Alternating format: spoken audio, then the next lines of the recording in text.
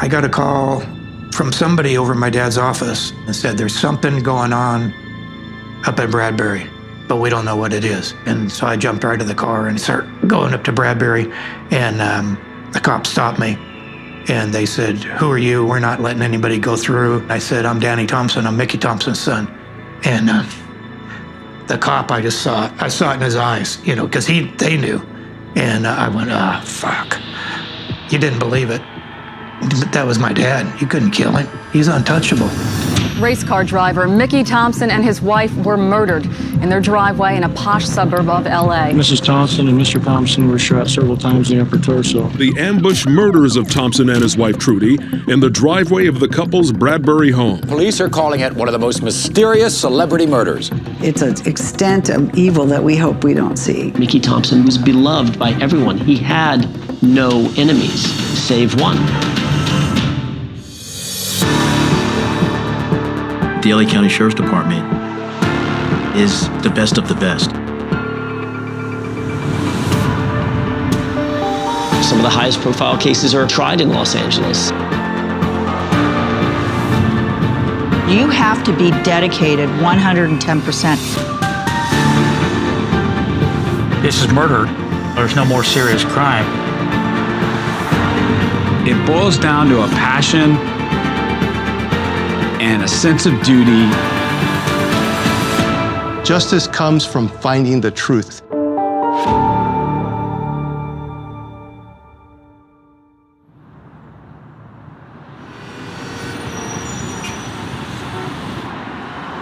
One of the things about Los Angeles is huge. And the way to get around, is there mass transit? No, you have to drive. People love their cars in Los Angeles. It's a huge area for car lovers to display their wares. Back in the 80s in Los Angeles, street racing, it was its own culture, from drag racing to motocross to off-road. And being into cars back then, I knew that Mickey Thompson was a legend. Thompson was always known as an innovator, a maverick car builder, and a driver that had to win. The fastest man on wheels, Mickey Thompson. See International Speed Kings in action. Mickey Thompson. He has competed in every form of automobile racing. I think at one time my dad had over 370 records, but the one that put him on the map was when he went the first American to go over 400 miles an hour. His top speed, 406.6 miles an hour. A record for the one-way run. Mickey Thompson was not just a winner and not somebody who was just interested in cars. He was a promoter. He was the guy that basically invented indoor stadium racing. We have now put on what's called short course racing, and we put it on football fields, baseball fields, inside the domes, any place. Mickey's son Danny has also decided to dedicate his future to automobile racing. I was racing full-time in my dad's series. We filled these stadiums up. It was, incredible.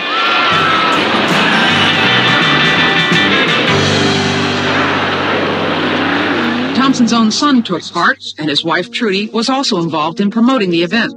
I like to be close to him, and I like to do what he's doing, and I like to go fast. And I'm going to be around for a long time driving race cars, and I'm going to win a lot more races.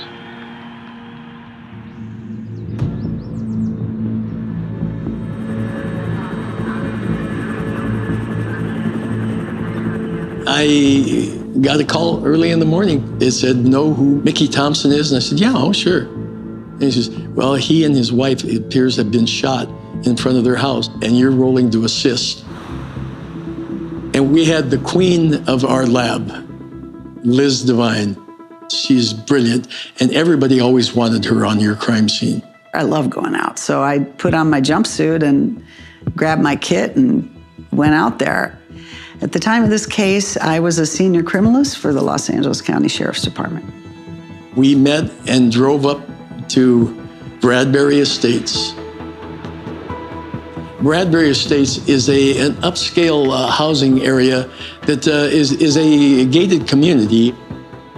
My daughter, Juliana, she was taking horseback riding lessons in Bradbury Estates.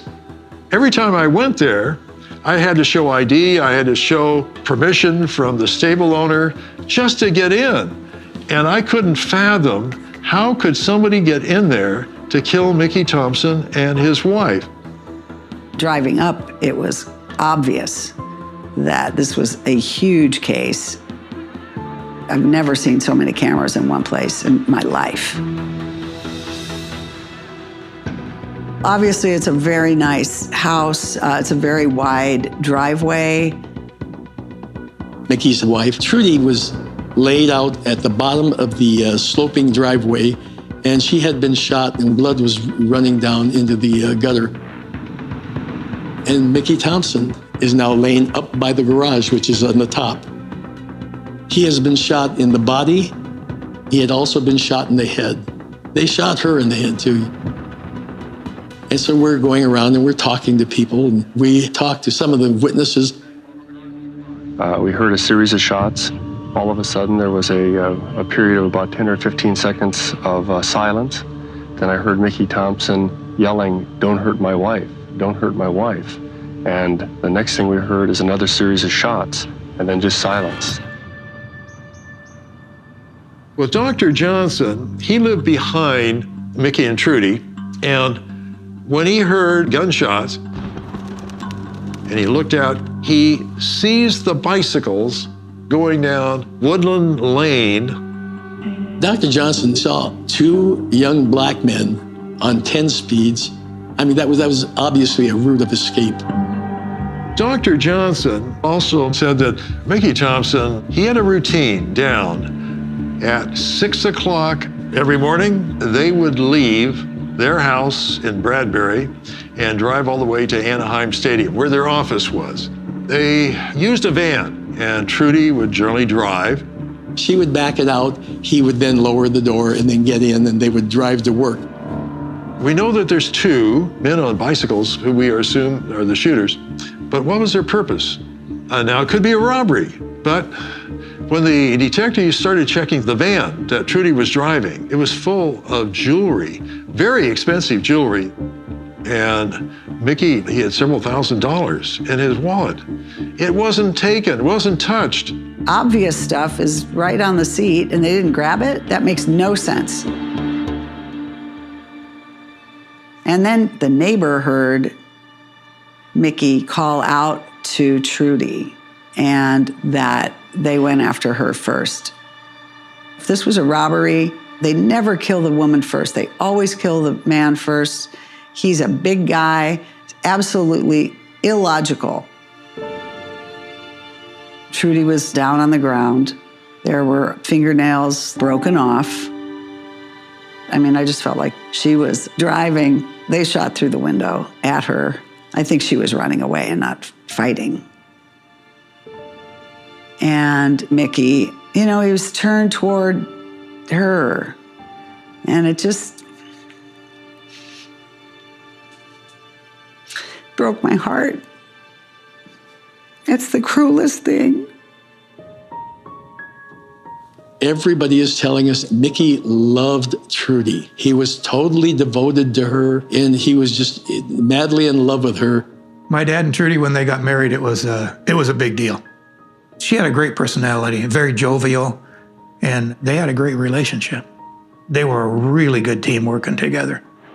They're a good match in the same way that a chord is a good chord. They're very, very different, but it worked in amazing ways. My Aunt Trudy was an important part of my life. Trudy had grace, kindness, and love. She was the one who made people feel that they were appreciated.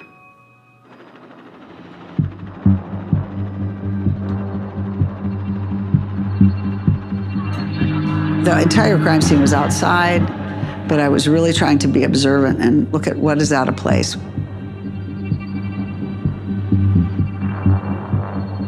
We went into this office that was off the garage. And out of the corner of my eye, I see somebody in there. And I screamed. Now, of course, the deputies come running in. Ray was there. And it was a full-size mannequin of Mickey Thompson in his, racing suit. And I was so embarrassed. We were all laughing, but it was a light moment, another needed light moment. You have to lighten the air or you have to laugh so you don't cry. You just have to. And then, and then you just go, okay, this is my job. I got to get back out there. I was really looking around and really trying to evaluate what I could bring to the table. I had photographs taken on the driveway of shoe prints in mud. There was a stun gun on the ground by Mickey. There were some cartridge casings. Next to the garage door were these small little orange trees. And I looked and I saw orange peels on the ground. They were cut. And it was fresh. I remember just thinking they were sitting out there and they're gonna have an orange while they're waiting to execute people. It just made me know that they knew exactly where to sit and wait. You start piecing this all together. They were lying in wait in front of the garage. There was the stun gun. Now, was that used on Mickey? Was it used on her? We're not quite sure. But it was there, obviously, to try and take control. 10-speed bicycles, guns, killing in the sequence that would do the most harm and pain for Mickey. We're talking a hit. It is a hit.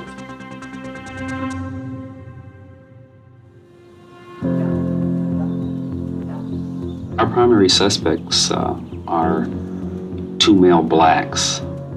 They're described as 20 to 30 years of age. There was a woman that was driving down the road near Bradbury Estates. And as she's driving, suddenly from across that little driveway, these two male blacks on bicycles, it seemed like they were out of control. They were going a little too fast, but she got to look at them because she nearly hit them. And as a good citizen, calls in. She made comment to the Sheriff's Department, and the Sheriff's Department got her in contact with a forensic artist. All the officers are aware of all the surrounding areas, and we put up traffic stops at major intersections. We're handing out these artist renderings of the suspects. Homicide detectives in LA hope someone somewhere will see this report on the murder of racing legend Mickey Thompson and his wife Trudy, and volunteer information about these two men. The media coverage, it was as sad as it was. They just shoved it down your throat every 2 seconds. Police say he and his wife were shot several times. The two men then fled on 10-speed bicycles. The biggest question still unanswered is why? It was on every station.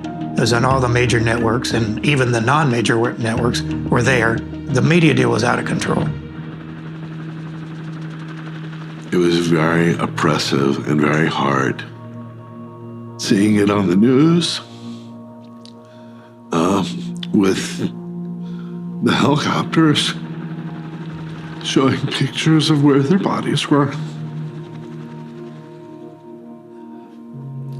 There was no personal space for grief.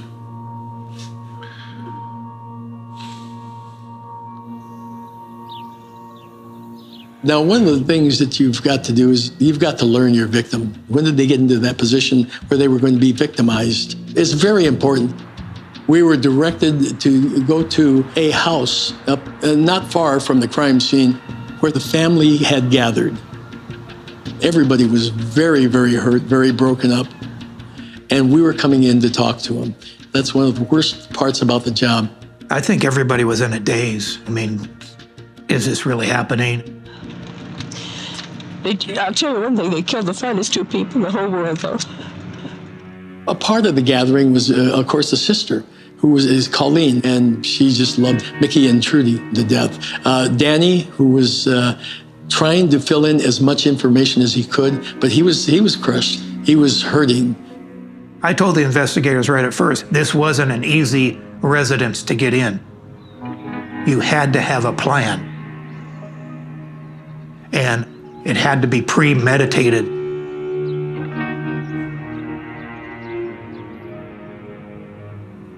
While we're interviewing everybody in the family, they had a feeling of, if it's done, Mike Goodwin was responsible.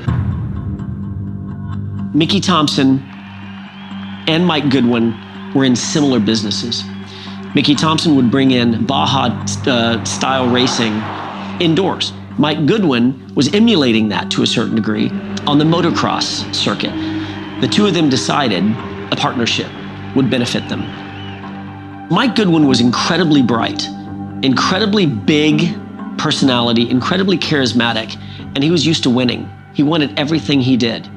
Mickey and Trudy had focused in on the car side of it, and at the same time, Goodwin was beginning to promote motorcycle racing under similar conditions. Bringing the motorcycles in, motorcycle events, along with the car event together, made good sense. Mickey Thompson had the name. He was lending his name and his reputation to the event to fill the stadium. My dad secured the contracts at Anaheim Stadium for both off-road and Supercross. It looked like Goodwin would have been a good partner, but I mean, Goodwin, after the couple events there, he ran the bills up and didn't pay them and burnt the relationships with the stadiums, by not paying and being Goodwin. When we looked into Mike Goodwin's background, one of the things we found about him is anytime he got a chance, he would screw you. He was a crook. For Mickey, and integrity and making sure that everyone was taken care of was incredibly important. There was a realization on Mickey's part, no, I'm not going to lend my name to something like that. So Mickey terminated the partnership, and that was the beginning of a long legal battle. All the court battles, my dad kept winning, and the judgments were in his favor, and Goodwin started switching money around and, claiming bankruptcy here and switching it to this person, that person. The last time that I saw Mickey and Trudy, there was a phone call. Mickey turned it over to speakerphone. I recognized Goodwin's voice, and what he was saying was, I'm going to make you pay. You'll never see the lawsuit through its end. Goodwin's tone was deadly serious. One of the last conversations I had with my dad, he warned me that Goodwin was out of control. Well, obviously, we've now got to interview Mike Goodwin. So we drive down to their law offices. As we get in, Mike Goodwin was standing behind his attorney. His attorney said, we're not going to allow him to talk to you. And he stood there. God, he went through this ritual of hands up, ooh, and kept pointing at his attorney. I thought, God, I'm going to throw up. Michael Goodwin had told his attorney that he was at a gym at 6 o'clock that morning, and he was talking to people. A lot of people could verify he was there. Mike Goodwin was on a treadmill in Orange County at the time these two people were killed, in the San Gabriel Valley. So there was nothing connecting Mike Goodwin to that crime scene. There is no direct evidence. There is no smoking gun, because no one ever determined who were the shooters. And then a short time later, Michael Goodwin and his wife, they just disappeared. And when they contacted Michael Goodwin's attorney, they said, all that we know is they bought this boat and they left the country, so he couldn't be questioned, he couldn't be investigated. Every homicide investigator in the history of mankind has one or two cases that they can't pull the trigger in that last bit of evidence. There is those cases that you think, my God, that one bothers me. Mickey didn't deserve this. Trudy didn't deserve this. And you have this punk, Mike Goodwin, fleeing. Yeah, I mean, I think it really hurt those detectives. They all were really upset that they just couldn't break it. Everybody wanted that to be solved. And they don't always get solved.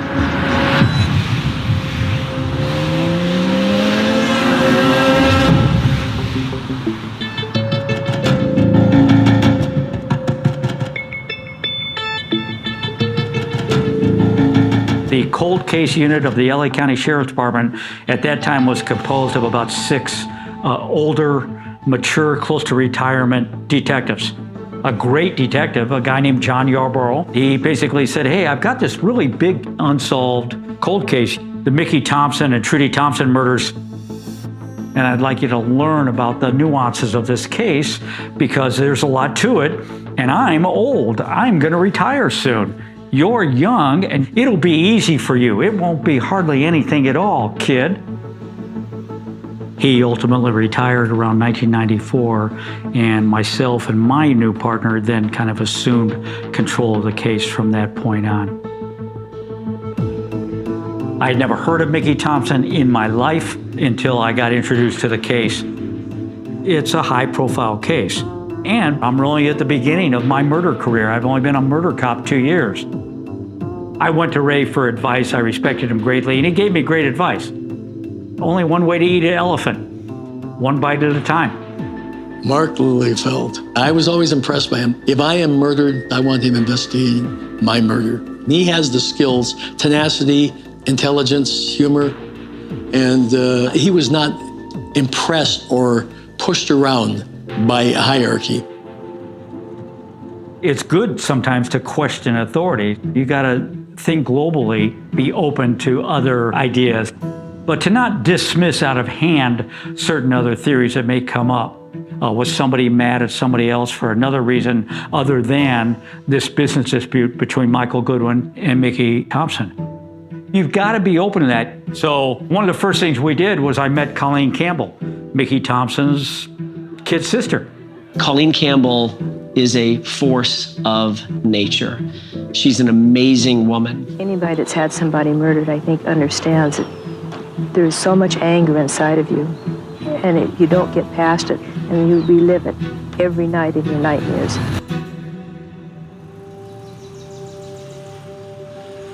The first time I met Colleen was at her home, and I hit it off with her. I liked her right away. We kind of had a connection. And of course, after 4 minutes of being in the home, I had to use the restroom. So as I'm walking down the hallway, I see a photograph of a young man on the wall, and it was Scott, her son. In 1982, Colleen suffered, the most horrific tragedy any parent could suffer is the loss of a child. Scott had been hanging around with the wrong people. He was killed, and his body was tossed out of a plane. She basically investigated it herself. She brought everything and all the information together. She worked those innards to make them outards. And she was very instrumental in pushing for prosecution. I mean, she was relentless, never giving up, and she was just all the time on it in ways that you would never even imagine, Larry Cowell was ultimately convicted for the murder of Colleen's son. And Colleen, she described repeatedly, you really need to at least look at this and eliminate Larry Cowell. Because it turns out during the trial of Larry Cowell and his crime partner for the murder of Scott Campbell, Mickey Thompson actually testified. Larry Cowell was deeply enmeshed in the narcotics world because he was a dope dealer, but also he was a big auto racing guy. And Mickey testified as an expert witness regarding these car parts found in Larry Cowell's shop. The trial ended 8 or 10 months prior to the deaths of Mickey and Trudy Thompson. It's kind of unusual that murder should hit a family like that, so we looked for a connection. We reviewed all of the Scott Campbell murder reports. We spoke to the original detective. We took it seriously. There was not a shred of evidence to indicate any relationship between the murders of Mickey and Trudy Thompson and the murder of Mickey's nephew, Scott Campbell, other than the fact that they devastated a very nice, big, warm, loving family. My partner and I, we wound up going back really to square one. We'd come up with theories, we'd come up with ideas. All those things have been eliminated, and the one thing that hasn't been eliminated is the fact that somebody was paid to do this murder and that they were paid by Michael Frank Goodwin.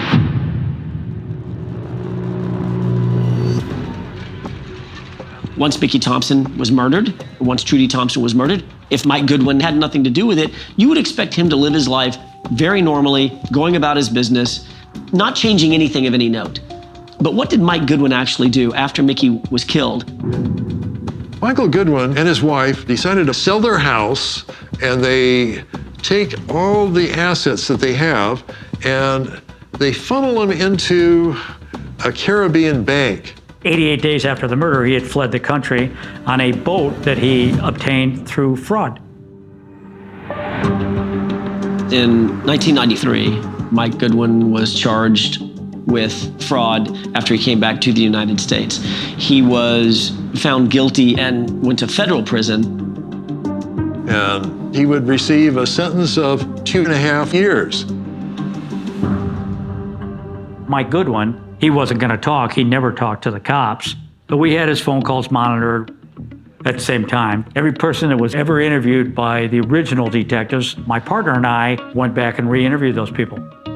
In speaking with Dr. Lance Johnson, who was kind of an ear witness to the assault, he said, my daughter, her best friend, a girl named Allison Triarci, lived across the street from Mickey Thompson. She saw the whole thing.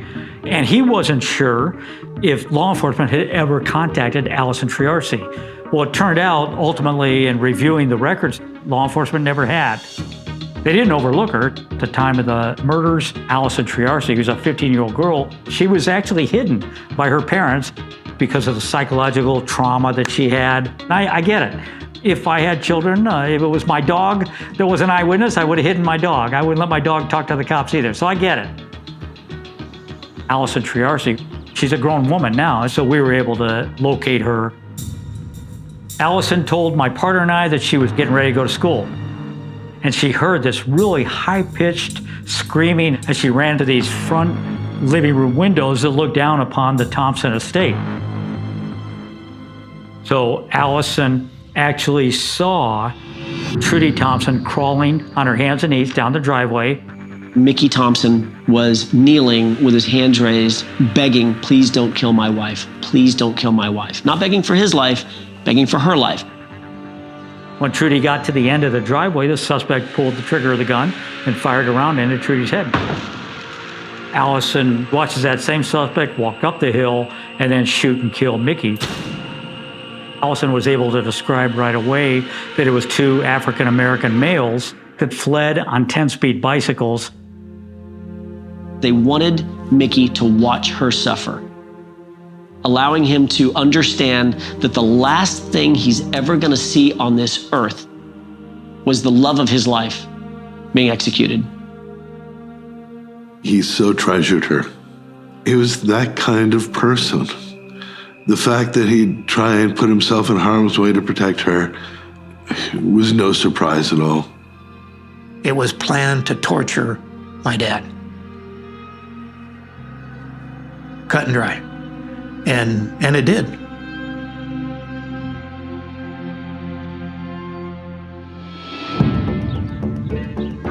Hearing Allison's version of what had occurred really kind of drove, the nail into the coffin a little bit more in corroborating what we already believed. She is the only living eyewitness that was able to describe the actual shooting of both victims. So she was pretty critical. It's one thing to hear about it. It's another thing to actually see it. There was only one reason to kill these two people in this manner, and that was pure, unadulterated revenge. But more evidence was needed to literally tether Mike Goodwin to the actual murders. Mike Goodwin paroled from federal prison. He flew out to Orange County's Santa Ana Airport. So I wound up having his luggage somewhat lost when the plane landed. So I pretended, that I was a passenger on the plane too, and we're both pissed off and waiting for our luggage. He was clueless. I had a tape recorder going because I wanted to record his voice because I knew at some point in time I was going to attempt to wiretap his telephones. So I wanted to know what he sounded like. So that was really my primary goal. And secondarily was simply just to meet the guy. Much like knowing about your murder victims, the more you know about your suspect, the more you can find their weak spots and exploit that to your advantage. during that 40-minute airport meeting, it was all Mike Goodwin all the time, and it was all bullshit. Mike Goodwin claims to be the youngest Eagle Scout in the history of Eagle Scouts. Bullshit. Mike Goodwin claims to have, bedded every Playboy bunny. Bullshit. Mike Goodwin claims he's the Golden Gloves champion of Pensacola, Florida. Bullshit. Really bullshit, inconsequential lies that don't amount to a hill of beans, but they show a pattern of conduct. The guy can't tell the truth. His whole life was a lie.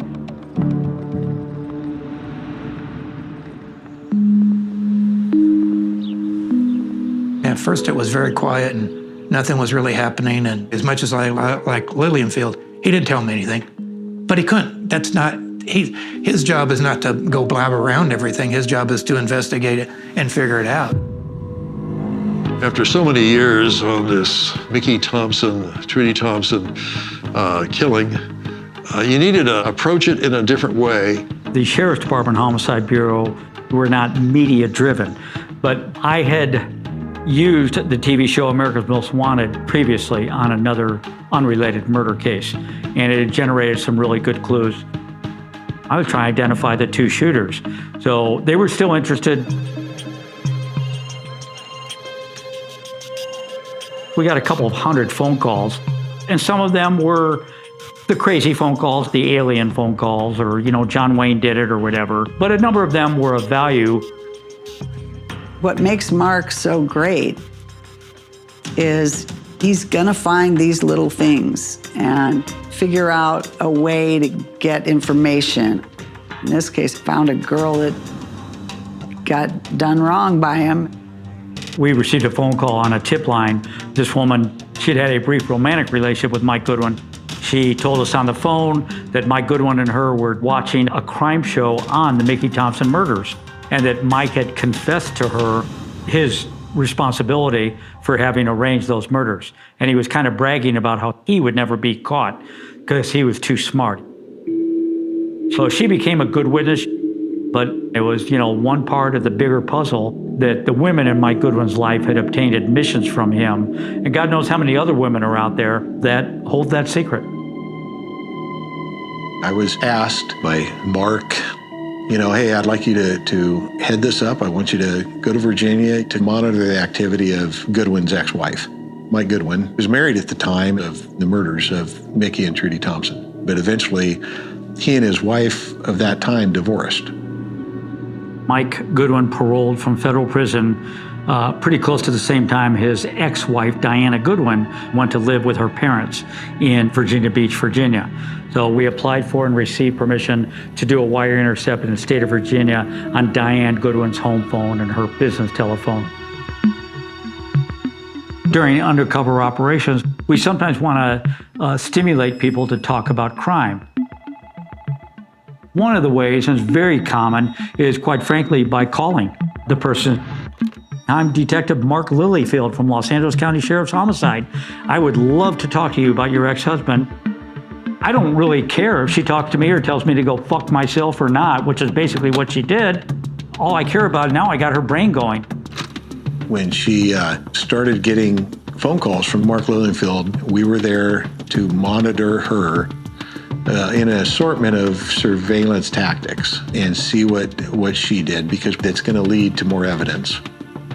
One phone call in particular we listened to, she basically makes an admission that Mike had admitted to her that he was responsible for the Thompson murders. So we've got two different people in two different states at two different times making the same statement that Michael Goodwin had admitted being responsible for the murders of Mickey and Trudy Thompson. That's good shit.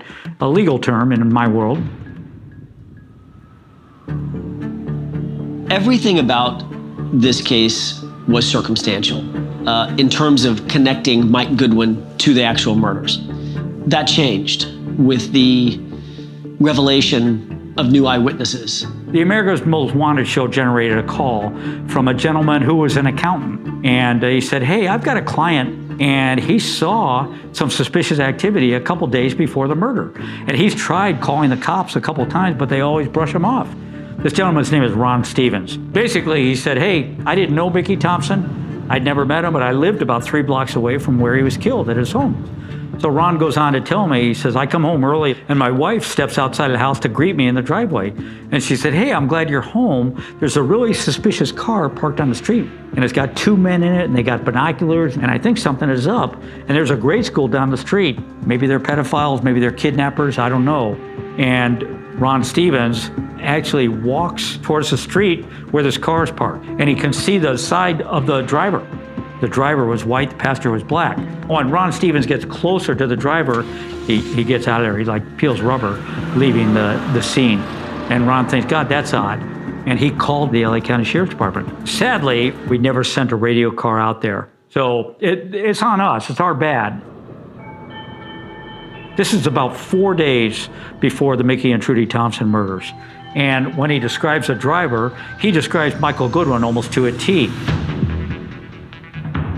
Could this have been Mike Goodwin? Could he have been there actually surveilling the area in order to set the plans in motion to have them murdered? So now what had to be done was there had to be a lineup to see if this witness really could identify Goodwin. That was the problem. How are you going to do that? If the person was in custody, you could do it. So the idea was, well, let's arrest him on a Ramey warrant. Ramey is a term we use in California for a probable cause arrest warrant, where we take the actual warrant to a judge. He signs it, and the prosecutor's not involved. So I write an arrest warrant for Mike Goodwin. Fuck Mike Goodwin. Mr. Goodwin, you were here today because you refused to volunteer for the lineup. Would it have been easier now, looking at hindsight, to just simply volunteer for this lineup rather than go through this? No, I think we have to challenge this government misconduct whenever we can. But let me ask you this. If I committed otherwise a perfect crime, would I have been so stupid to go to the scene of the crime? I mean, this is beyond belief. I coordinate a live lineup in Men's Central Jail with Ron Stevens, with him and his wife. We have them both view the lineup. They both identified Michael Frank Goodwin as the guy sitting in the car with an African-American 3 blocks from Mickey Thompson's house 4 days before the murder. Being able to place him at the crime scene or close to the crime scene was a revelation. It was a huge deal. We got him now, and we charged him with murder. This whole thing is a farce and a setup, and my treatment in jail was exemplary of that. That's it. Goodbye. Thanks. Thank you. Thank you.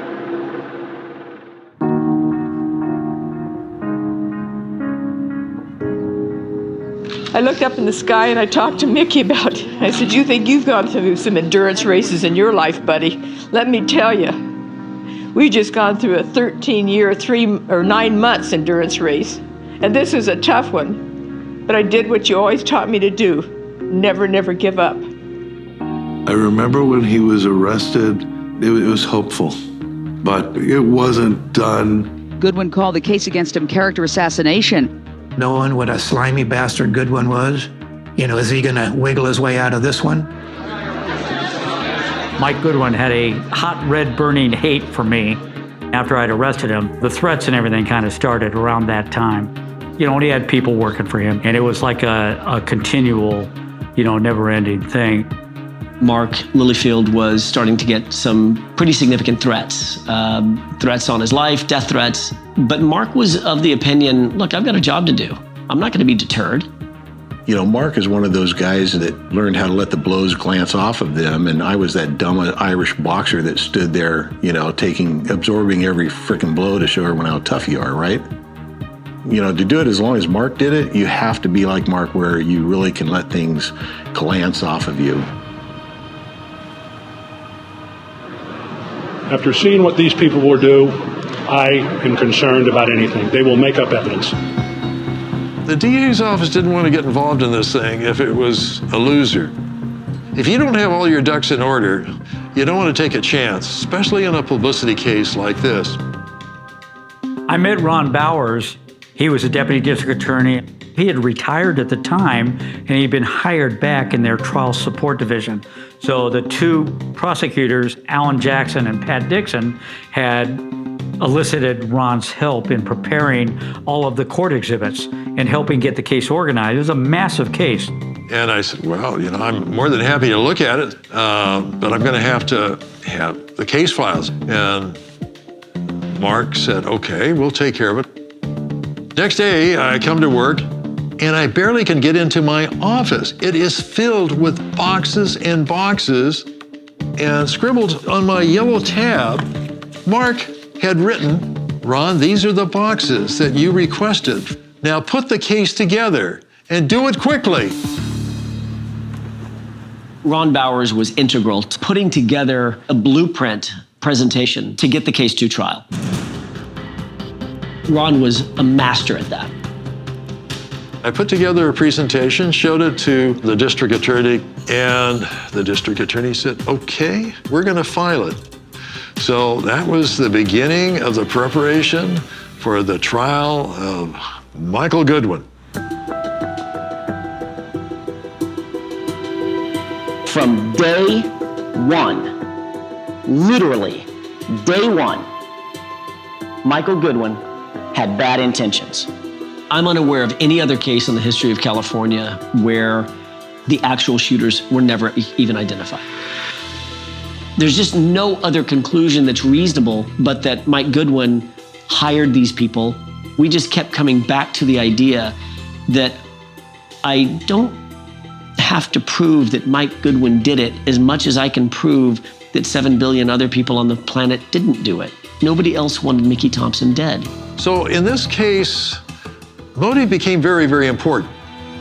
Mike Goodwin was homicidal, angry, claiming to everybody that would listen, I'll see Mickey Thompson dead before I give him a nickel of my money. The killers of Mickey and Trudy Thompson have never been identified, never been named, never been caught, never been arrested. The defense's case could be most easily summed up as Mike Goodwin was at a gym at the time these two people were killed. He had nothing to do with it. And there are too many unanswered questions. There were many, many witnesses we called to testify regarding the threats, regarding the pre-offense conduct that had occurred between Mickey and Goodwin. I testified about hearing the threats made and recognizing Goodwin's voice. He looked smug, like he was sure that he wasn't going to be convicted. Yet at the same time, he never met my eyes. But it was a big acknowledgement to me that he knew the pain he had caused.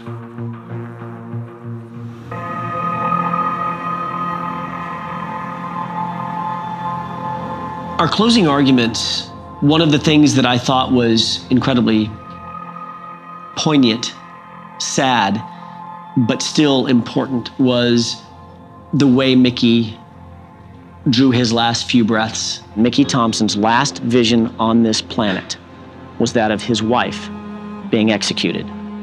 Why is that so important? Because there's no other person on the face of the earth who wanted Mickey Thompson to suffer like that. There's only one guy, and that was Mike Goodwin. When Alan Jackson came on and did closing arguments, I was pretty dazzled. I was going, yeah. Now, he convinced me. Did he convince those other 12 people over there?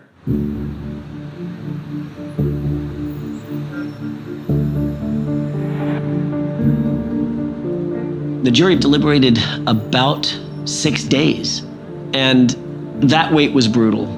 So you're left in this limbo of not knowing what those jurors are going to think of your presentation. When the jury buzzed to say that they have a verdict, it was a very, very jarring moment, thinking, okay, here we go. We, the jury, in the above entitled action, find the defendant Michael Goodwin guilty. When they came back with that, Colleen squeezing my hand, and it was just like, there is justice. You know, there is justice. Mike Goodwin was convicted of all charges, 2 counts of murder and special circumstances, and he was ultimately sentenced to 2 consecutive life terms without parole. I stood up, turned around, and Colleen was just sobbing with joy and relief. This is for Mickey. This is for Mickey. He won this race. It's a great feeling. This doesn't bring my dad back, but there's some justice here. When I heard the verdict, I remember saying out loud, finally. I gave a piece of myself to the case. There's an enormous amount of personal satisfaction knowing that the family of Mickey Thompson and Trudy Thompson, what they had fought for, dedicated their lives to, for every fiber of myself that I gave to the case, I got so much more back from them. My promise to Colleen and Gary Campbell and the Thompson family really was simply that I would work it as hard as anybody and do my best. I intentionally don't use, I think it's a horrible word and a horrible term, and that would be the C word, meaning closure. When you lose two loved ones through a horrible act of violence, you're not getting any closure. I remember when the verdict came in, there was finality to that, both for me and for the family. But there was a nagging little thing in the back of my brain, but it's unresolved. The two killers are still out there. We've got 1 out of 3, but we still want these people. During the entire investigation, we never developed a solid lead on who the actual shooters were. It's still an active, ongoing case. It's wonderful to know that a conviction was gotten, but their murder is part of my life. My Aunt Trudy, she's there in the back of my mind. And Mickey decided it was time to fulfill his lifelong dream and to set the world's land speed record. The one thing that my dad never accomplished was the world land speed record. He did it one way, but he didn't have the official record. So when he called me in 1987 and he said, I want you to drive it, that meant more to me probably than maybe anything else. And then we started talking about how to do it and everything. And then my dad got murdered. Then I let it go and I let it sit for 22 more years. And then I thought, you know what? I don't want to be sitting on the couch when I'm 80 wondering if that car would have gone 450 miles an hour. We gave up everything to do that. I mean, we gave up every single thing we had in life to do that.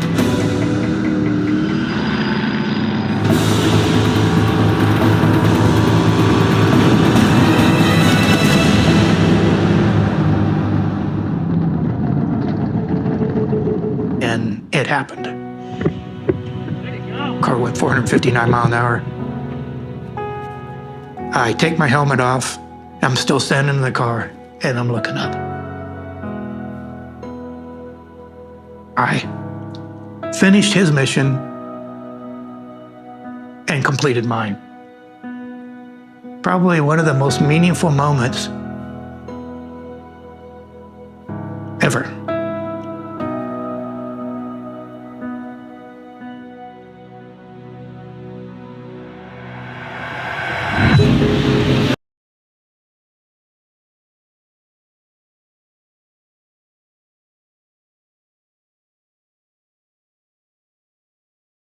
This story begins when in 1 year, 2 young women disappear for no reason. They do not know each other, have no connection between them except a disturbing physical resemblance. A man, however, frequents them both. A model man, father of an attentive family, married and blind. The meticulous investigation of the gendarmes that we will decrypt with the professor of criminology, Alain Bauer, will show that behind this facade hides a formidable murderer. Jean-Yves Morel's Case, A Gender a Little Too Ideal, is a film by Jean-Pierre Verges.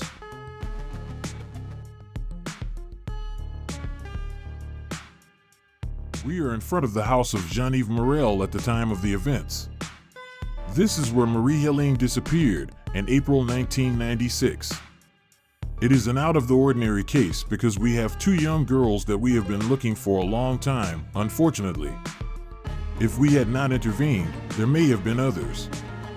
Everyone thought they knew their neighbor and everyone was very surprised by the outcome of the investigation. Marie-Helene Rousset is a 17-year-old high school student who disappeared on April 5, 1996. In a somewhat strange circumstance, she was at her sister Nadine Morel's house in Lafrenière, a small village near Lillebonne in the Havre region. Her sister was at work, so she was alone. Around 5 p.m., Jean-Yves Morel returned to his house where he had to find Marie-Helene, his sister, who had come to spend the weekend. He did not find Marie-Helene, and he found a little note made to reassure her. "Don't worry, I'm leaving in a few days. I'm going back to Marquis." Her parents had just refused to spend the evening with friends, and so she was a little angry. She was open to Nadine and Jean-Yves Morel, and when she disappeared, everyone in the family thought it was because she was not allowed to go to a party and that it was a kind of teenage crisis. Her parents waited a few days for the time lapse mentioned on the note, and when they saw that she was not coming back, they went to the police station and said that since April 5th, they had no news of their daughter. The note of Marie-Helene Rousset was brought.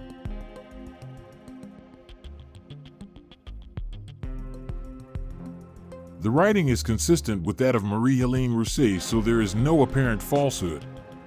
At the moment she disappears, there is no disorder in the house, there are no various traces that suggest that she was kidnapped, etc. Marie-Helene Rousset is a high school student who is playful, kind, who is rather popular, who does not talk about herself. The family environment is modest. It is a family like everyone else. Nothing, absolutely nothing in the family or friendly environment of Marie-Helene Rousset seems to indicate that there is a criminal hypothesis to her disappearance. It is a young gendarme who does a local investigation with comrades. None of them saw Marie-Helene.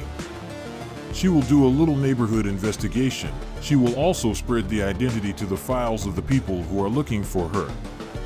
It is a little taken, it must be said, as being a teenager escape. We do not deploy the great means. She is 17 years old. Maybe she would have had 12. It would have gone obviously differently. And here she is suffering from her teenage crisis. She is gone, etc. She will come back. Except that, unfortunately, she does not come back. The more the days went by, the more it became worrisome. Because normally, a fugitive did not leave for so long. After a few days, we either have elements where we find them, or they come back on their own. She had nothing with her, so what to live on? We can hardly stay without anything for several days. The family makes posters that they position everywhere in the neighboring communes. The family solicits their friends. There is still an important group of people who are looking for Marie-Helene. Jean-Yves Morel was very active in the search for his beautiful sister. Every day, he contacted the police. He is a bit the spokesman of the family and goes so far as to write to the prosecutor of the public to complain about the inaction of the police. So he is very active, very critical of the police. The problem is that after a few months, Marie-Helene Rousset becomes an adult. She is free of these movements. So the investigation services are still a little bit mobilized on this search, but really a little bit. The investigation will end after a few months without any new elements. A little over a year after the disappearance of Marie-Helene Rousset, on June 24, 1997, another young woman disappears. Her name is Elizabeth Griffin. She is a chemistry student at the UFR in Rouen. She is 23 years old. She had an appointment with a friend at the UFR in Mont Saint-Aignan. On that day, she was waiting for the results of a partial examination. Unfortunately, Elizabeth Griffin will never be at that appointment.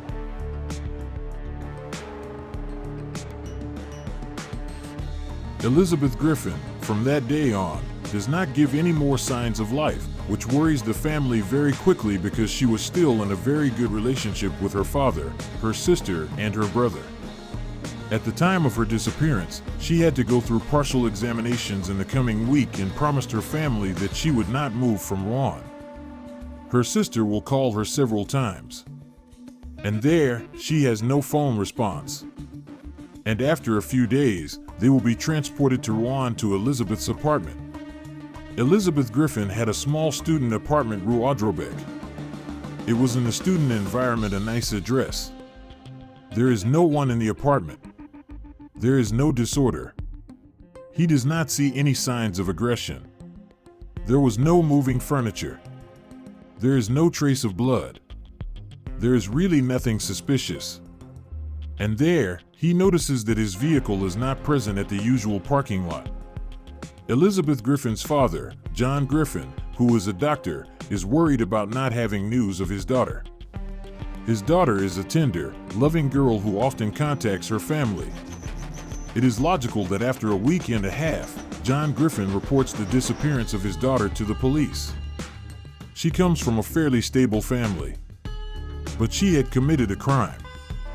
It is the suicide of her mother. Her mother committed suicide by throwing herself off the cliffs of the Etretats 12 or 13 years earlier, almost on the anniversary of her disappearance. It was on June 25th. They quickly wondered if Elizabeth Griffin had not reproduced the maternal gesture. But they quickly ruled out this hypothesis by hearing the testimonies describing Elizabeth Griffin as someone gay, smiling, and not at all involved in this dramatic family story.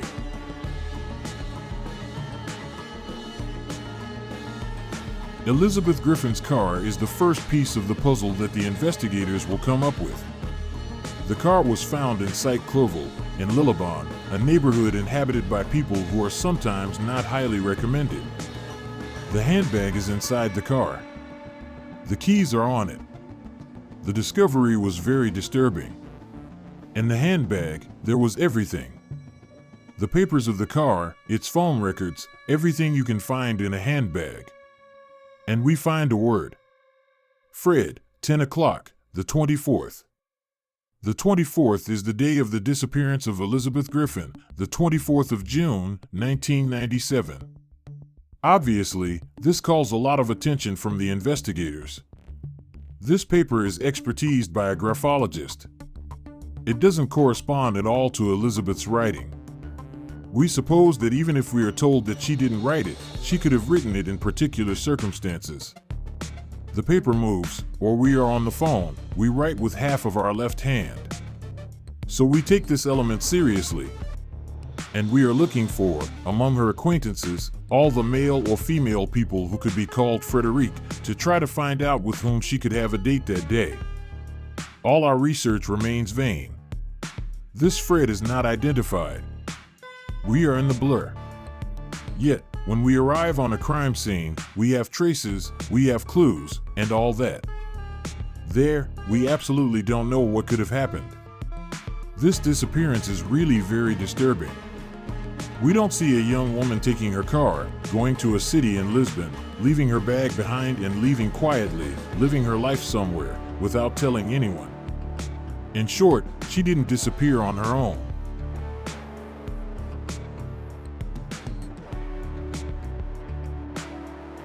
While she has no acquaintance in this neighborhood of the Clairville, we can think of a kidnapping, something dramatic. And information is open for kidnapping and kidnapping of people, which allows us to do a certain number of research, much more in depth. We are going to set up an investigation cell, composed of about 20 investigators, and I am the director of the investigation. It will be called Elizabeth 76. The operational center is therefore set up by the Brigade of Notre Dame de Grimonkin, where all the investigators are dispatched for their different daily missions. I was assigned the telephone calls related to the disappearance of Elizabeth Griffin. We see that in the morning of Elizabeth's disappearance, around 8 o'clock, she received a call from a telephone booth to remove her. Unfortunately, it was not possible to find out who made this call. This call is a triggering element of her departure, of her home. There is a forced relationship with her disappearance. There was a huge action by the Griffin family and the gendarmerie to call witnesses, relayed in the local press. We stirred up the earth, if we can say so, since we heard hundreds of people, many on the FAC, and also on the island of Bond. We did all the investigations in the city, with Elizabeth's photographic presentation. All these investigations unfortunately did not give an interesting element. Afterwards, the gendarmes found Thomas, Elizabeth Griffin's little friend. We were a little surprised that he had gone on a holiday in Spain, while his companion had just disappeared. So we got a little interested in him. In his relationships, we found a nickname, Fred.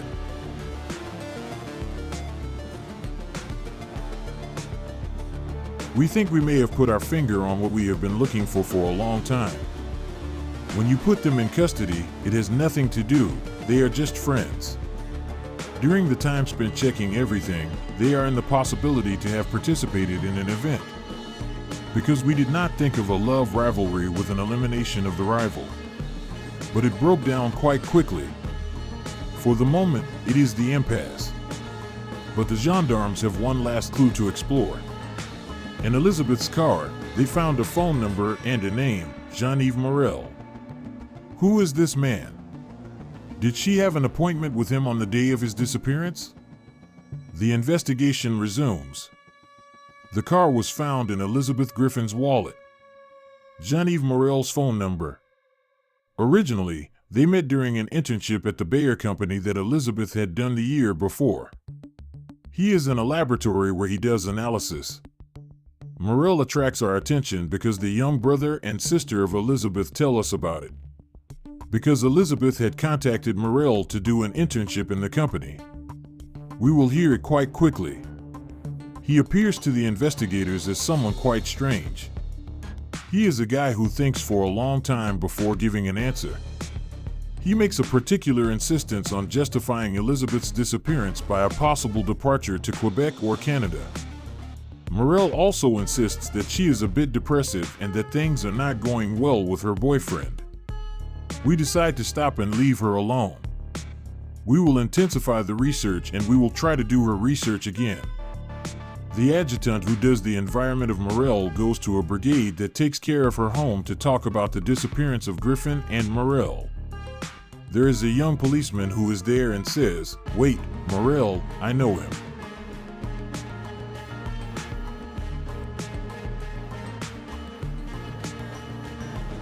We did a procedure for the disappearance of his beautiful sister. I also make the comparison between the two cases in relation to the photos of the two missing young girls when I saw them one next to the other on a desk, where I pointed out to my colleagues that physically they look a lot alike. We have a lot of staff who will confuse the two people by thinking that Marie-Helene and Elizabeth are the same person. And there was only him, Jean-Yves Morel, who was at the crossroads of these two young women. It becomes an interesting character in this case. You can believe it at random, but it starts to do a lot. The difficulty is that there is strictly nothing against Jean-Yves Morel. When you make his profile, Jean-Yves Morel is really everyone's man. I met Jean-Yves Morel in the years 1983 to 1984 at the Jeanne d'Arc High School in Rouen.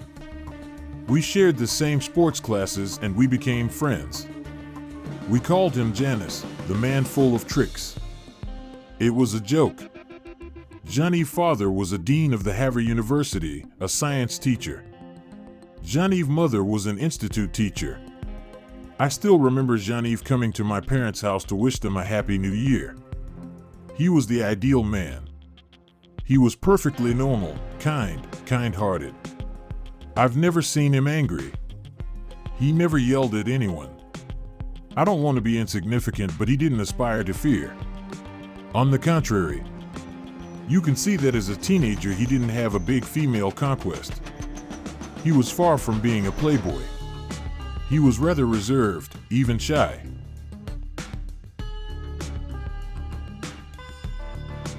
Jean-Yves met Nadine while she was working at Bayer. They got married after a few months of living together. They had a little daughter. Jean-Yves lived in La Frenise, a small village near Lillebonne a few kilometers from Rouen.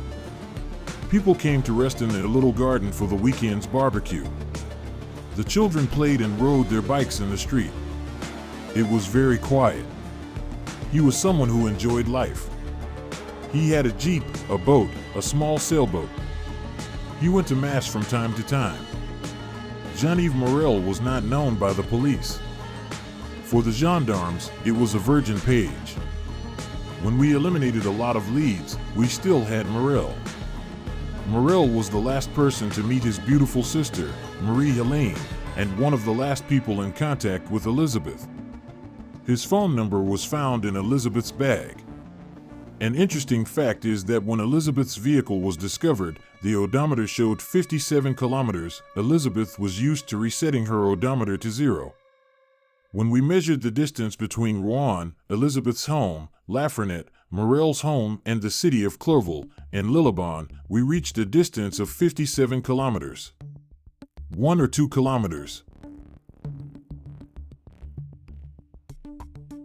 Now it's inevitable. We had to go. Elizabeth's disappearance did not go unnoticed until October 9th, 1997. Surprisingly, he asked us if we had found her, which disconcerted us a little bit because he was trying to put us in trouble. We talked about Elizabeth, if he knew her well and if he could even have a sexual relationship with her. Mr. Morel immediately said no. It was a young girl who had come to do her internship but who sympathized with her because she was very nice. They had met outside the factory a few times to have lunch together and discuss her internship report. We learned that on June 24th and 25th, Mr. Morel had asked to have a gastroenteritis problem. We found it strange that on the day of Elizabeth's disappearance he was at home. The police hope to discover a little more about his personality. They will not be disappointed. They search the house, climb into the attic and discover, hidden from the light and especially from the gaze of his wife, 200 VHS tapes of a rather rude pornography. When we found the videotapes, he recognized that he sometimes had sexual impulses and that's why he climbed into his little room up there to watch tapes when he needed them. When we brought up the subject with Mrs. Morel, the latter was very surprised, not even knowing the existence of this room locked in the attic. It's a case of someone reporting on sex, even someone obsessed. It's a side of Morel that we didn't imagine. Various investigators were in charge of watching these tapes, in this case myself.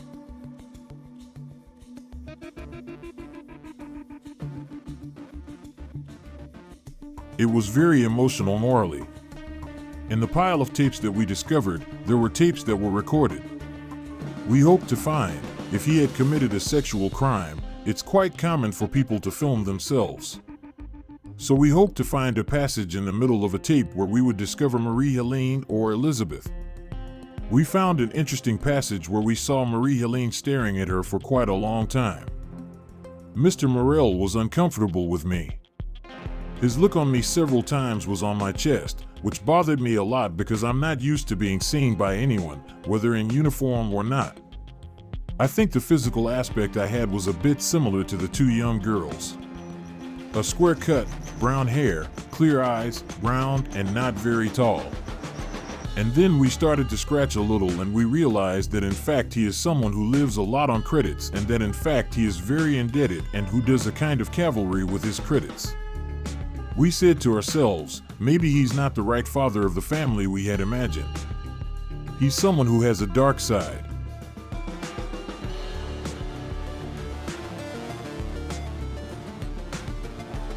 Well, like if all the people who have a dark side were put to the test for murder, there would be a lot anyway.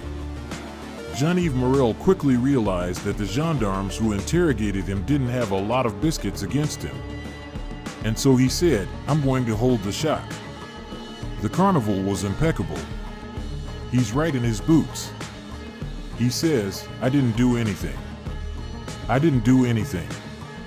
I'm surprised because he's an old road worker who doesn't get caught like that, but Morel still has a lot of power of persuasion. And the fact of being suspicious, I feel it. And we say to ourselves, well, what do we do? We're in a dead end. He's not going to crack. At the end of the 36 hours of custody, the gendarmes are forced to release Georges Morel.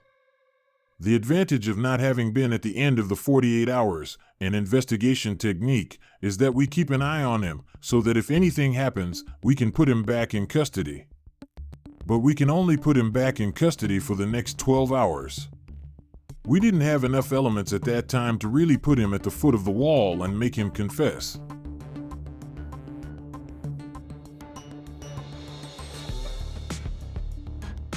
So at the end of his custody, all the investigators were in a deep disarray. We're disappointed, of course. We know we lost the game at that time. We're a total failure. When I see him leave the brigade, I tell myself, I'm sure it's him, provided he doesn't make a third victim. Jean-Yves Morel, when he comes out of custody, shouts or harasses around him in his family environment with his wife. He denounces this custody, which for him was unjustified. Morel maintains a status of victim, but of persecution from the investigators. He goes to see the mayor in the hope that he intervenes. At the level of his work, there are a lot of people who think that we are taking the wrong path and that we are persecuting him. And the worst thing is that it affects the investigators too. I have 3 or 4 investigators who tell me outright, we have to stop. They don't trust him anymore. While he is the #1 suspect, Jean-Yves Morel was released by the gendarmes without elements to put him on trial. In 36 hours of custody, they didn't manage to crack him. Alan, what is the legal duration of custody? It depends on the crimes and crimes for which one can be put in custody. The normal duration is 24 hours. It can be extended by the same duration, 24 hours, but in some cases of extremely serious crimes, organized crimes, narcotics trafficking, one can go up to 96 hours and in terrorism cases, up to 6 days.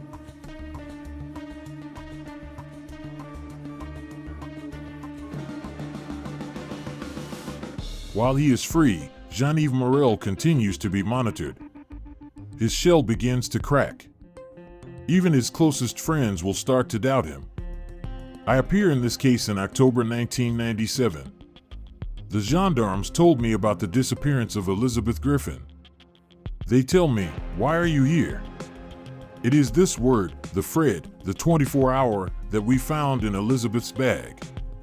And the only Fred that we found in the environment of Jean-Yves Morel, it's me. I felt that there were questions, because I could have been an accomplice. I had reported my agenda to the gendarmes. I showed them the agenda by saying, on June 24th, it is the day after my daughter's birth. So I knew exactly what I did that day.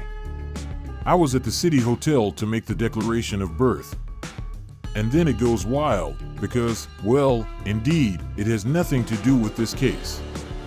At that moment, I had absolute conviction that Jean-Yves was obviously for nothing in this case, since he was my friend. I had blind trust in him. A few months later, I was summoned again to be heard for a search in Jean-Yves Morel's house. They found in his attic pictures that I had taken from old friends, quite sober pictures. And these pictures, they were in a box at my parents' house, in the friend's room where Jean-Yves Morel slept when he came to the house. It means that he stole these pictures that I had taken. And what is quite amazing is that, physically, she had the exact profile of Marie-Helene and Elizabeth.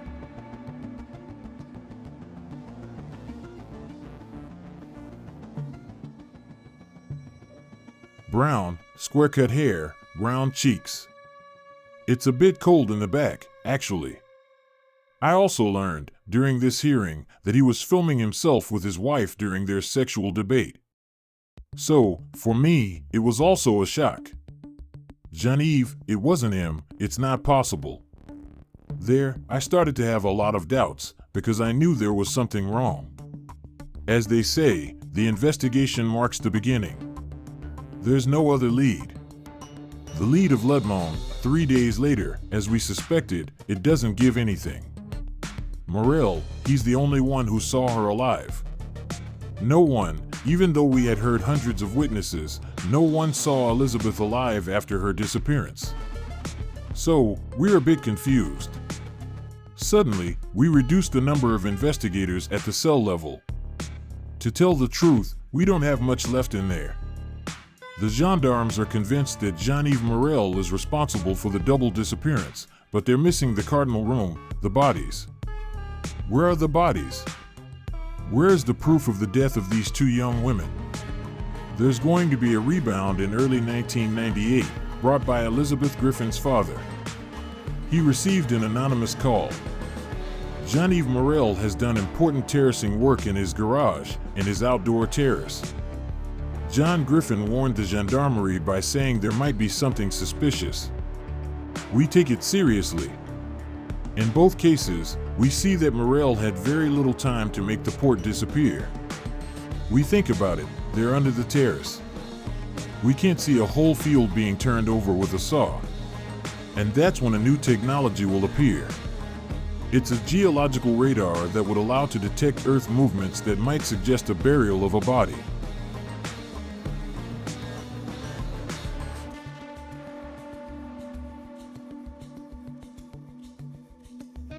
It's never been used in France. It would be a first. The judge gives us his approval. On April 28, 1998, we go to Morell's house. He didn't leave. Gentlemen, go ahead, do your job. We frame the whole field. The technician passes his machine. He points to an area in the garage. It was freshly removed. We started with shovels to remove the earth. We went down to about 1 meter. And there was concrete. So, we interrogated the concrete at that place. Morell was interrogated. He told us it was to make a wine cellar. It didn't work the way he wanted, so he blocked the cellar with a concrete slab. It's a bit like a sarcophagus. It's a bit like a tombstone. It's at least 2 meters long by 1.20 meters wide. He decided to dig the slab and see if something could be hidden underneath. We finished at night, forced to put projectors. It made a deafening noise. Lights, it's a bit ghostly. I talked to Morell several times to try to see his reactions and all that. He has no worries. He's used to it. He's in his own skin. We talk about his boat. He even helps the guy with the pickaxe to get him out of the pit. Morell tells them, "Gentlemen, stop. You're working for nothing. You're tired for nothing. There's nothing. There's nothing. You won't find anything."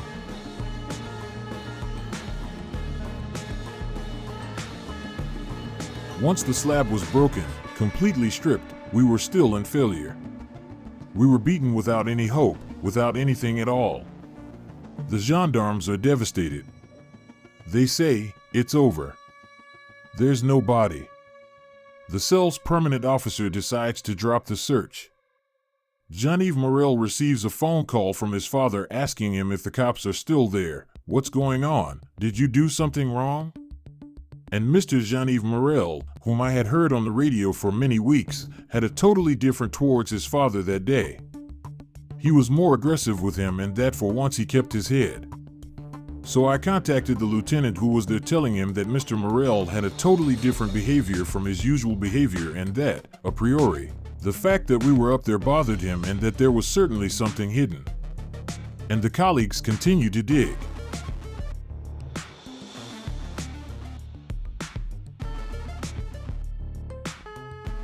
He begins to remove the soil very slowly until the moment when he puts on an eminence of a plastic bag. And this is the crucial moment. We have a triangular shape, so we stop everything, of course, and the wood adjutant, who is a criminal investigation technician, comes down, and with a cutter he's going to dig the part of the tarp, and there we are invaded by a pestilential smell. It winds us all of a sudden. It's incredible. In the bag, the gendarmes discover first of all the right foot of a young woman. And we have Morel, who goes at full speed towards the exit as if he wanted to escape. And so we jump on him and we tell him, "Who is it? Who is it? Who is it?" And there he lets us go. It's Elizabeth. All feelings mix at that moment. It's the joy of having accomplished our investigation. It's the dismay of seeing that unfortunately this person is dead, because we always hope that she is alive. We put the body naked in part because she just has a throat support. We decide to inform Morel's wife of this macabre discovery. The poor woman, everything collapses because she inevitably makes the relationship with her sister, Marie-Helene. She understands. She is in a daze. She is completely shocked to the point that we have to call a doctor. And then Morel, inevitably, we will immediately, "Marie-Helene, Marie-Helene, where is she?" And there he gives us the answer, "Marie-Helene, I don't know, it's not me."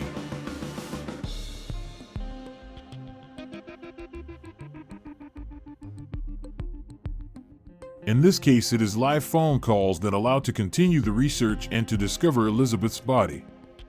Alan, when a person is placed on listen, is she always monitored live? In terms of judicial interception, there are actually several types of devices. The first, the simplest, are FADETs. We ask the operator the connection links telephone, mini message, SMS, even email between the suspect and all the people he tried to join. At this time, we have the day, the date, the duration, and even the positioning of the protagonists. The second device, heavier and more complicated, aims to record conversations, then to exploit them later. And then the third, which requires a particular urgency, allows to listen live, which requires an extraordinarily heavy device, but which fits effectively within the framework of the dispositions. All this must be decided by a magistrate. And when we are on listen, do we realize it? Do we hear, like in the movies, weird noises through the phone? Historically, when we had good old analog telephone switchers, the click of the connection could possibly attract attention. Now that we have gone into the era of all digital, it is quite rare, even if sometimes we can find ways to observe a suspicious interference. With the discovery of this body, Jean-Yves Morel is accused. He goes to the police.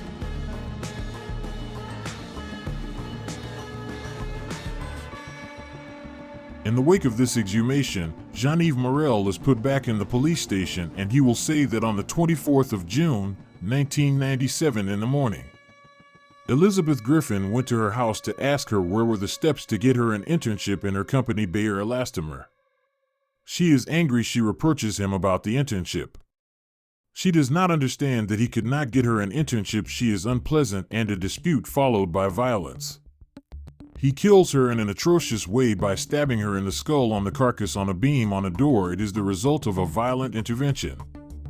She had to try to defend herself. She had to scream, but no, he insisted until she broke her skull, which will reveal the autopsy of several skull fractures. So he transported the body to the hole in the ground of his garage. He buried her, and a few days later he had a company come to glue the concrete slab. The next day he puts his bike in Elizabeth's car. He takes the car to the abandoned place where she was found with the keys on the contact in the hope that she was stolen, and gets on the bike. During the custody, the gendarmes noticed that there was this word 24, 10 o'clock. Fred, that does not correspond to the writing of Jean-Yves Morel. Jean-Yves Morel explains it easily. I write it with my left hand to divert the suspicions and guide us on a wrong track.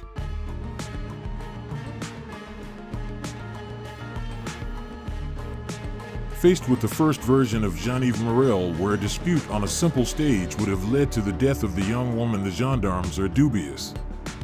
They know that Jean-Yves Morel is a big consumer of pornography, and they doubt that there is a sexual context, all the more that the victim was found naked.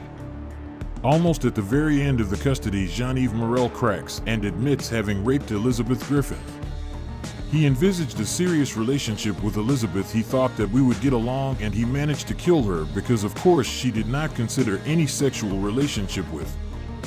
He is examined for murder and rape. He is convicted. On the 29th of April, the news of Jean-Yves Morel's had the effect of a bomb in the local press. We discovered Elizabeth Griffin's body, but Marilyn Rousset, what has she become?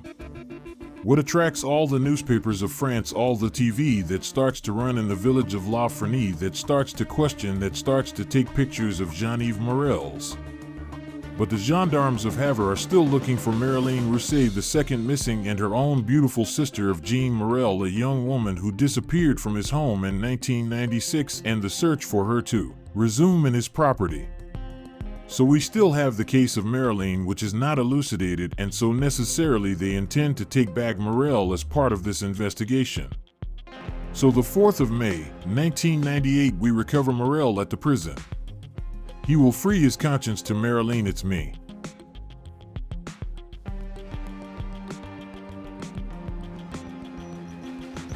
He said there was a link between him and Marilyn, and that this Friday Marilyn blackmailed him by threatening to denounce their link to his wife, to his sister. He broke the plans, and it ended like that. He deleted her. She is on my land. She is under an apple tree that I planted not so long ago, a little near the garage where Elizabeth Griffin. It's 4 p.m. when Jean-Yves Morel is brought back by the gendarmes to the crime scene in his own house. Last Thursday, he confessed the murder of a first young woman. There are blue spots all around the site. A little excavator starts. It's very surprising that this body was 20 centimeters under the ground. That is, with an unfortunate cut, we could have updated it. The body was stripped and Marilyn only had a pair of gloves that had been torn and that were slightly lowered in relation to the size. I remember Mr. Morrell totally absent and seemed in his thoughts, maybe even a relief for him. When I learned that a second body has been found, I call a helicopter company, the photographer on the fly, the site of the exhumation. He manages to take some cliches that are worthy because we don't see the body of Marilyn Rossett, but that show the situation with investigation technicians in white with magistrates in city with gendarmes in their uniforms, and finally also we dispel the investigators who don't the weight of this research. We feel a lot of emotion and we tell ourselves that this time it's the end of the investigation because the two bodies have been discovered.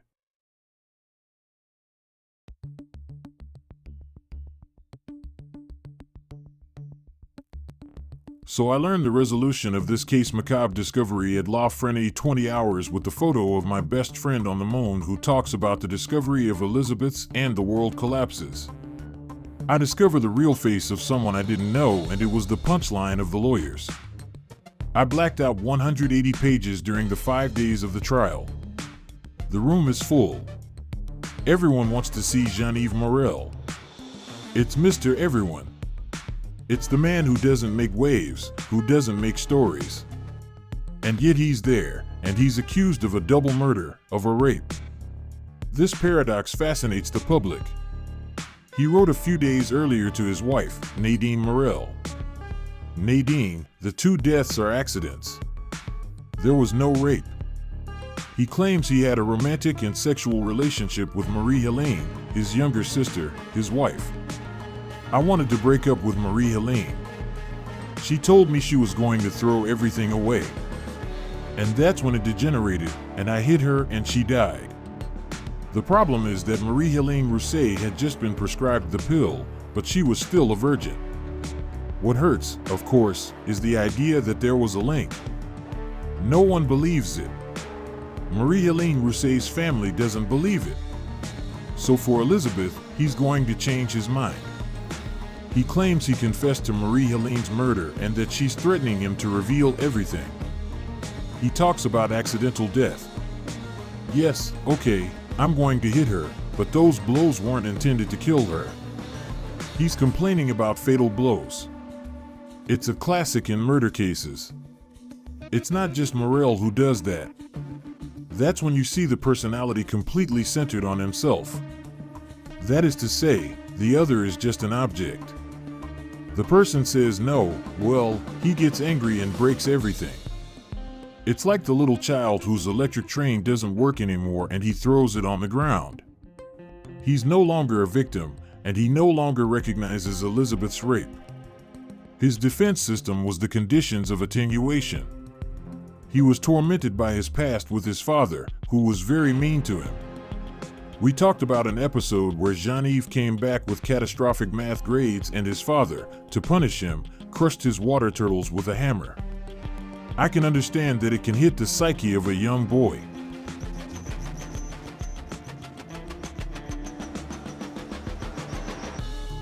He also mentioned the fact that his father sometimes asked his mother to serve at the table in small light clothes in front of the children.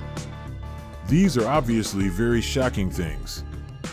I remain convinced that it is not because of that we kill someone, that we rape someone. For me, it's a serial killer. There are similarities. The physical resemblance, then the proximity of the two young girls who did not attack strangers. Both happen at home. He has the guarantee of being quiet. They were killed in about the same way. That is, with bare hands, with blows to the head, extreme violence, etc., etc. He buries them at home and goes to see them. That is, he continues something that is still a fictitious ritual. That is, there are two graves at his house and he lives with that. He needs them to be there. They are his objects. At the assize court, we discovered that Jean-Yves Morrell was the third victim, well, potential, in any case, who was about to reproduce the model of Elizabeth. There was again a young girl who met him through an internship at Bayer and who still had the same physical appearance as Mary Lynn and Elizabeth. He began to be entrepreneurial with her. He invited her to the restaurant to meet to take a pot. And when Mr. Morrell went to the confession, she was very scared and she immediately said, "If you hadn't arrested him, I would surely have been his third victim." Morrell has a split personality. We find that in perverts. 90% of the time, they are ordinary people, quite respectable. And then there is a small part of them that is not, which is the non-adapted part, the brutal part. And when that part takes over, well, obviously, it eventually leads to a crime. All of this constitutes a personality disorder. It is not a mental illness.